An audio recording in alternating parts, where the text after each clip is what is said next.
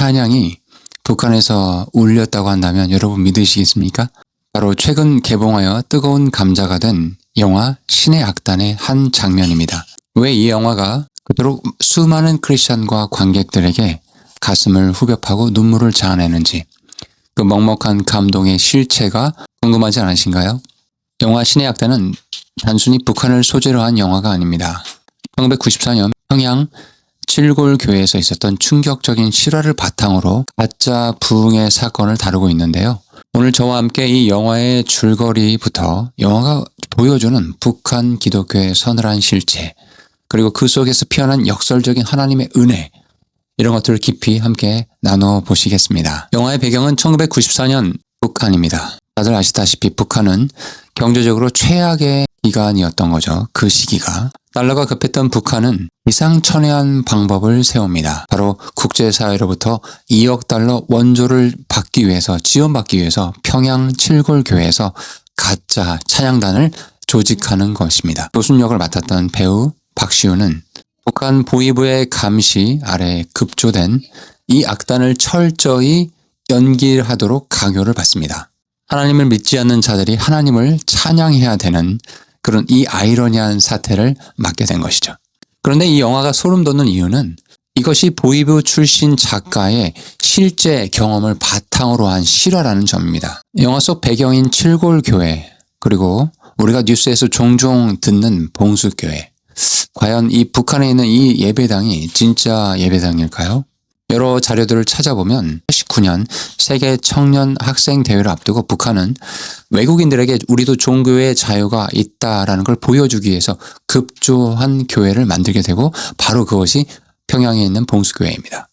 당시 북한 당국은 기독교 신자가 생기는 걸 막기 위해서 소위 성분이 확실한 빨갱이 여성 200명을 선발해서 그 자리에 앉혀놨다고 합니다. 그야말로 완벽한 쇼윈도 교회였던 셈이죠. 칠골교회 역시 김일성의 어머니였던 강반석을 기념한다는 명분으로 유지가 되었지만 실상은 철저한 통제와 감시의 공간이었던 것입니다. 영화는 바로 이 지점, 체제 선전을 위해 종교를 이용하는 북한의 이중성을 아주 낱낱하게 적나라하게 고발합니다.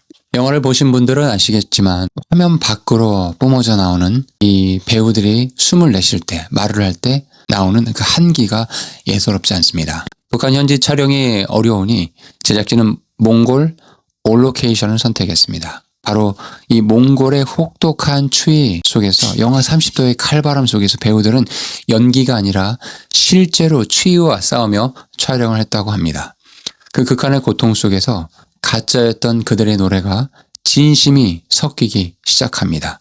그리고 그들 안에 성경을 읽고 찬양을 하는 가운데, 그들 가운데 하나님께서 찾아와 주시는 장면이 나옵니다. 여러분, 우리도 그렇지 않습니까? 남들에게 보이기 위해서 혹은 습관처럼 교회에 앉아 있을 때가 많습니다. 내 마음은 차가운 몽골 벌판 같은데 겉으로는 웃으며 찬양할 때가 있지요. 영화 속 인물들이 가짜로 부르던 찬양이 어느 순간 자신의 고통을 토해내는 절규로 바뀌는 지점, 바로 그 순간 관객들은 전율을 느끼기 시작합니다. 아, 저건 연기가 아니구나. 저건 내 모습이다. 가짜로 시작된 부르짖음이 하나님이 들으시는 진짜 기도가 되어가는 과정. 이 영화가 주는 첫 번째 충격입니다. 영화를 보신 분들이라면 잊을 수 없는, 아니 오열을 할 수밖에 없는 장면이 나옵니다.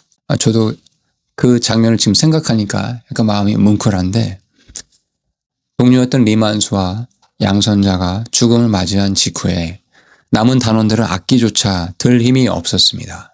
그때 누군가 무반주로 은혜의 찬양을 부르기 시작해요. 대본에도 없었던 장면이었습니다. 배우들이 그 상황에 너무 몰입한 나머지 터져나온 슬픔을 주체 못해 부르는 즉흥적인 노래였습니다. 화려한 반주도 완벽한 화음도 없었어요. 그저 죽음의 공포와 상실의 아픔 속에서 쥐어 짜듯이 부르는 그들의 노래. 내가 누려왔던 모든 것들이, 이 모든 것들이 하나님의 은혜였다라는 그들의 찬양의 고백이, 가짜 부흥회장에서 울려 퍼진 이 고백이 스크린을 뚫고 나와 우리의 심장을 때립니다. 가장 어두운 곳에서 가장 밝게 빛이 터져 나오는 그 역설, 많은 관객이 그 장면에서 하염없이 눈물을 흘렸습니다. 영화는 우리에게 묵직한 질문을 던집니다. 북한이 만든 건 가짜 교회였고 쇼윈도였습니다. 하지만 하나님은 그 가짜 무대 위에서도 당신의 백성을 찾으셨다는 사실입니다. 영화 결말부에 홀로 남은 줄 알았던 교순이 수많은 사람들과 연결되는 장면은 소름 돋는 깨달음을 우리에게 줍니다.